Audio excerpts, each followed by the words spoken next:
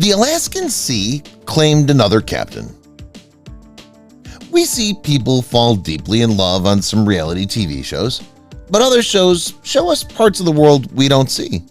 The show Deadliest Catch definitely fits into the second group. It's not every day that we get to learn about the business of wild fishing.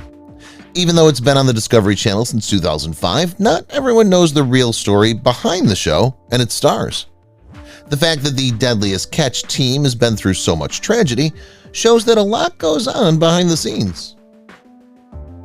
The fishermen on the Deadliest Catch are not the only ones on the water. They look like they're alone in the ocean when you watch episodes of Deadliest Catch. It's not really like that, but the reality TV show makes it seem like they live alone. There isn't likely to be just one boat in the water. Instead, there are hundreds of ships coming and going in the same area. It is, after all, business fishing, and getting as many crabs as possible will make you money. There's a lot of competition on the water, so businesses won't let a few boats take all the good hauls. The other contestants are not shown on the Discovery show. Jake Anderson has been through a lot of things that have changed his life. It must be hard to put your life at risk for a TV show. Because things are so bad, there's a real chance they won't come back at all. But that's nothing compared to the terrible things Jake Anderson has been through. The Saga captain had a problem with drugs in the past, and he lived on the streets for 2 years. He's also been able to get through some terrible things that have happened in his family. Anderson found out that his sister had died suddenly during season 5 of Deadliest Catch. Then just 1 year later, the captain found out that his father had died when he went missing, and his body was found in his truck while Anderson was at work. When Joshua Tell Warner went on Deadliest Catch, his criminal past caught up with him. If someone steals from banks a lot, you might think they'd hide. James Tell Warner, not Joshua. Joshua was too interested in being on TV to pass up the chance to be on Deadliest Catch in 2009. Because he was so famous now, he wasn't held for long. The fisherman was thought to have pulled off a theft in 2007 and another one in 2009. Warner even told a crew member that being on the show wouldn't help to clear up his violent past. Warner was recognized by police from Deadliest Catch, and he was arrested in 2010 for allegedly taking part in bank thefts. Warner was given 9.5 years in jail and was not seen on TV or in movies again. During his stroke, Captain Phil Harris wanted the cameras to keep running. Captain Phil Harris had a stroke during season 6. The captain didn't want the cameras to stop, even though he knew how bad it was. He knew that the film crew was there to tell a story and that the story included his medical situation. It was important for Harris to know that the story had to end. So the camera group kept shooting while Harris was being flown to safety. When Captain Harris was in the hospital in Anchorage, Alaska, he had emergency surgery on his head. It seemed to be recovering amazingly quickly. Harris had a stroke a few days later, but he died soon after from a brain bleed. His family, friends, and Deadliest Catch fans were saddened by his death. The camera crew puts their lives at risk for months on end for the show. The people who filmed Deadliest Catch are also in great danger. It's not just the fishermen who are risking their lives. Discover sends 2-person camera teams to stay with the ship crew for up to 5 weeks to get a full picture of everything. The camera teams can't get off the boat, so they have to live with the fishing workers. The people who film other tough reality shows can take a break, but the people who film Deadliest Catch have to stick it out the hard way. Over 6 months, these fishing groups spend a lot of time with the film companies and their new neighbors 24 hours a day. Deadliest Catch fishermen don't have to worry about meeting their limits. A catch limit is something that many people who work on fishing boats know about. They're hired to catch a certain number of fish or crabs, and if they bring back less than that, their fees could be lowered. A lot of fishing rigs have to meet strict limits and often go through a lot of trouble. On the other hand, that's not true for Deadliest Catch. These hunters catch fish as a side job while they work on the show. They don't care about getting money from the fish they catch, which lets them offer lower prices than all the other fishing boats and maybe bother other fishers. In the past, Sig Hansen had to save the life of a camera guy.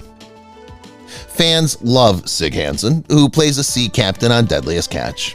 He won even more fans when he went on Jimmy Kimmel Live and warned viewers and camera crews about the real risks. Hansen said that he had to do something during one trip on the sea. It was very heavy, and one of the pots full of crabs was moving right toward a cameraman. Hansen said the pot was 900 pounds, and an alert operator didn't see it coming, so the captain acted quickly. At that very moment, the crab pot came crashing down, but he managed to keep the shooter safe. The moon can make leaders of ships feel a lot of different things. It's simple to believe that the moon has no impact on Earth. Why would it do anything when it's so far away? You know all about the moon and how it affects the waves if you're a captain. Changes in the tidal force are caused by gravity pull. The bigger the pull, the bigger the waves. Captains watch out for full moons because they know it'll be hard to keep their boats afloat without them. During the 2018 supermoon, Jake Anderson said the water was like pain, and Wild Bill said he was scared of it. People were scared that someone would get hurt badly during the supermoon night, but no one did. The changes in the environment are putting the team in great danger. Certainly, changes in the environment affect what happens on Deadliest Catch. A sudden storm could mess up the crew, but it seems to be the changing climate that's having the most significant effect. The crabs are looking for new places to live because the water off of Alaska is getting warmer. Boats that fish have to chase them into deeper, more dangerous water where the storms are even worse. When fishing boats go deeper into the ocean, they put themselves further from help, which is very dangerous. But the show's chief director says that changes in the surroundings affect everyone on Deadliest Catch. The show tries to stay out of arguments. Some people have said that the Deadliest Catch writes some of the action. A lot of people think Deadliest Catch only needs one take, but many scenes are filmed more than once, just like on other TV shows. Only the most dangerous scenes have to be filmed in one take. All the other scenes can be filmed again and again until everyone's happy. Of course, the fact that there are so many takes away from how real this reality TV show is. They have to go over shots over and over again to make the directors happy, as if their jobs weren't hard enough already. More doubts have been raised about how real everything is. Some have even said that, like other reality TV shows, some of the drama on the show is planned to make it more dramatic. Alaska's economy might have been hurt by the Deadliest Catch. Even though the fishermen on Deadliest Catch are doing very well, not all fishers are so lucky. The competition is having a hard time making ends meet because the Discovery Channel is paying for some ships to go on fishing trips. Alaska Dispatch News reports that the local government doesn't like how Deadliest Catch is hurting fishermen. Lack of money makes it nearly impossible for ships that aren't connected to the show to keep up. It means that sailors are working for almost nothing, but crabbing is too dangerous for people to make that little money. The rest of the northern crabbing fleet is having a hard time making ends meet, and some say Alaska wants Deadliest Catch to end. In some places around the world where Deadliest Catch is shown, more than one voice actor reads the script. Some people may be used to hearing Mike Rowe read the story scripts, but that doesn't mean that's how everyone hears it. That's right, he's only in charge of hosting the show in the US. People in other countries all get to hear their sounds. In the UK, they hear Bill Petrie, and in Malaysia, they hear Nasar Bilal Khan. Even though most of the group on the show speaks English, the producers thought it would be better to switch up the narrator's voice. The people in charge of the show thought that hearing the stories told in a more familiar voice would help people connect with the show. Deadliest Catch is a global hit, so we think the people who run the show were right. A lot of cameras are broken or lost while Deadliest Catch is being made. You may have noticed some of the great shots that the crew gets on Deadliest Catch. They don't just happen. They've been working for years to find the best ways to always catch the right moment. There's a lot of waiting for things to happen, which is why each season has about 30,000 hours of footage. It's going to be hard for the editors to pick out a story from all that. Also, camera teams go through more than a dozen cameras every season. This isn't because they keep dropping them overboard, though we're sure that does happen sometimes. When that salt water, mist, and strong winds come together, they pretty much destroy the cameras. There will always be a bad guy on Deadliest Catch. Discovery seems to want to force a story of good versus bad, even though everyone's in the open water looking for the same thing, crabs. Because of this, there's usually a bad guy to root against on Deadliest Catch. After all, there are bad guys in real life, so why not on reality TV? The directors looked for the best people to play bad guys, and they also helped shape the story of the show. The group does a lot of work sometimes, so Discovery doesn't have to. People thought Captain Keith Colburn as one of the show's first bad guys before Elliots took the lead and became public enemy number 1. After being sued for $3 million by the Discovery Channel, the Hillstrands left quickly. A lot of television stars think they've made it when they get their spin-off shows. After becoming big stars on Deadliest Catch, the Hillstrand brothers got an offer for a show called Hillstranded in 2010. Things looked good for the famous fishing brothers, and the show had been shot, but there were issues during the editing process. Discovery asked Jonathan and Andy to come back to their studio to record voiceovers and help them finish up. So a $3 million case was brought against them, but they couldn't be found. Because they were angry, the Hillstrands took Captain Sig Hansen with them when they left the show. During the Deadliest Catch, Elliots' sad past caught up with him. Deadliest Catch star Elliots had problems with drugs, but that's not all. In 2006, he was also accused of beating the mother of his children. In 2010, he was accused of burning some of her things. It was made in 2012 by the mother of Niece's children. According to court papers, Elliots' ex-partner said she started to worry that Niece would lose it and get angry, and she said she was afraid for her safety. Even though everyone gets a second chance, it looks like Niece's role as a bad guy in Deadliest Catch was a painful memory of the past for his ex-partner. A director for Deadliest Catch died in a way that doesn't seem to make sense. The reality show on Discovery is called Deadliest Catch because the fishermen are in so much danger while they try to catch fish. During the series, many of the people who worked on it have died, including the beloved Captain Phil Harris.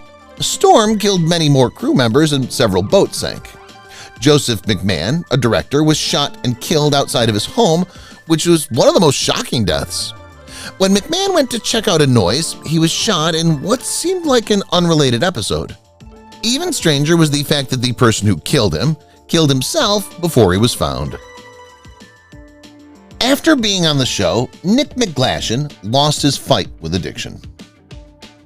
Nick McGlashan worked on the Summer Bay ship and was in 78 episodes of the show. His family and fans were shocked when they heard the news of his death. He grew up on the island of Akutan, Alaska, and was the 7th generation of his family to be a fisherman. He started crabbing in the Bering Sea when he was 13 years old. He was a skilled fisherman, but that didn't seem to take his mind off his drug use. At the time, he was 33 years old. His body was found in a Nashville hotel room. After a long review, it was found that the star had died of an overdose.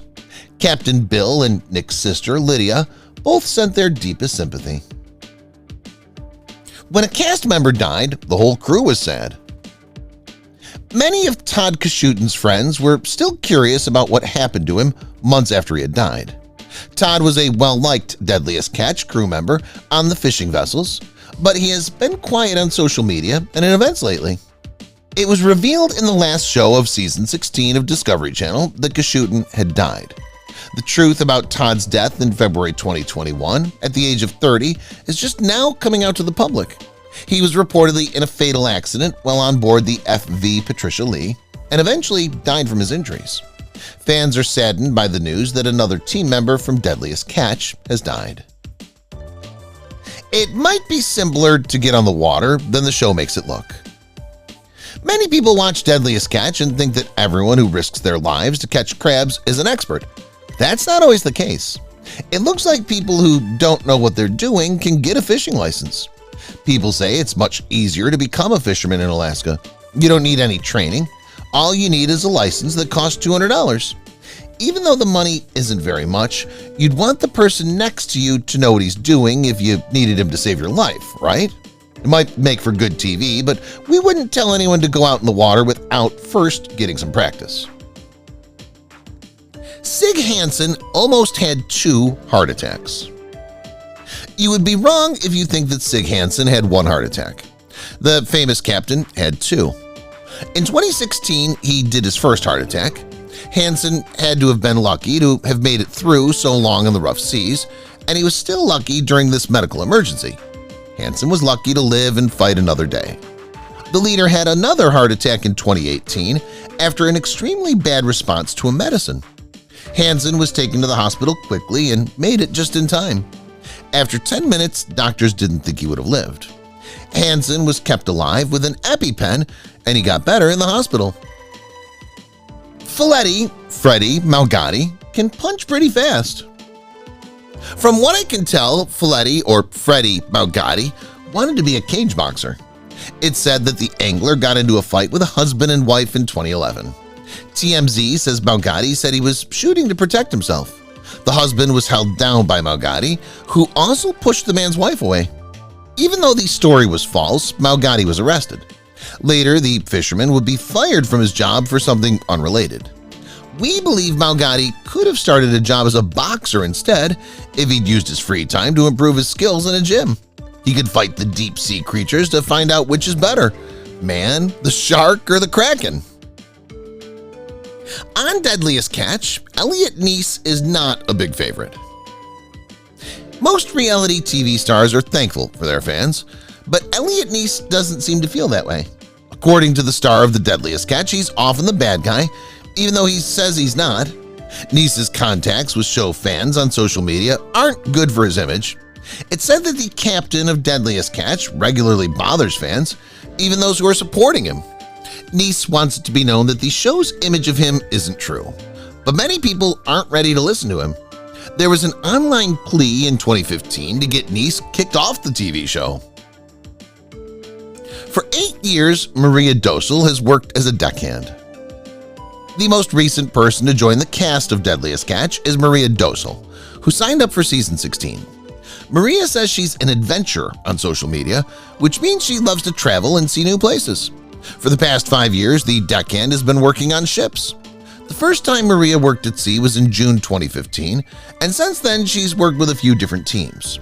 Maria's been on a lot of ships like the fishing vessel Pacific Quest and the fishing vessel Nicholas Michael. She'll be a great addition to the team when she's not traveling the world. She was seeing another fisherman with Maria Dossul. Maria is one of many stars who likes to keep her personal life secret. We do know a few things about her love life, though. The deckhand had been seeing Ryan McDonald, a fisherman, for at least 18 months. She posted a lot of pictures of them on social media, but it didn't last. They broke up around the time Maria started working on Deadliest Catch. Luckily, she's been able to find love again as she's now dating Mark Schwantes. Mark may not be a fisherman, but he loves the woods just as much as Maria does. In 2020, they had their first girl, Hazel May.